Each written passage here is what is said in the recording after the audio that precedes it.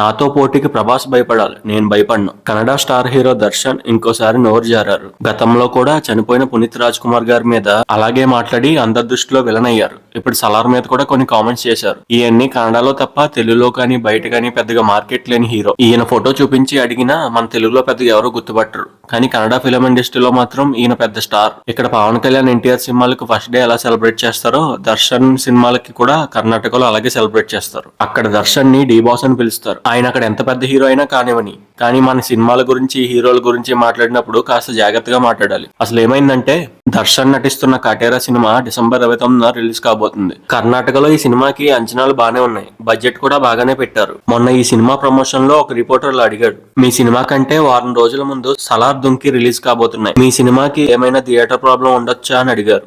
దానికి దర్శన్ చెప్పిన సమాధానం ఇప్పుడు వైరల్ అవుతుంది. ఎవరో వస్తే నేను ఎందుకు భయపడాలి, అసలు ముందు భయపడాల్సింది వాళ్ళే కదా, అయినా ఈ సినిమా మానవుల కోసం, ఇక్కడ వాళ్ళ కోసం తీసింది, ఎవరు వచ్చినా భయపడాల్సింది లేదని దర్శనం చెప్పారు. ఇది విన్నాక చాలా మంది మీ సినిమాని ఎవరో కాదనరు, కానీ చెప్పే విధానం ఇది కాదు అని చాలా మంది అనుకుంటున్నారు. ఇప్పుడు ఇండియా మొత్తం పాన్ ఇండియా సినిమాలంటూ అన్ని లాంగ్వేజ్ లోనూ రిలీజ్ చేస్తున్నారు, కానీ ఇక్కడ మాత్రం ఇంకా రీజనల్ ఫీలింగ్ తో ఇంకా కొంతమంది అలాగే ఉన్నారు.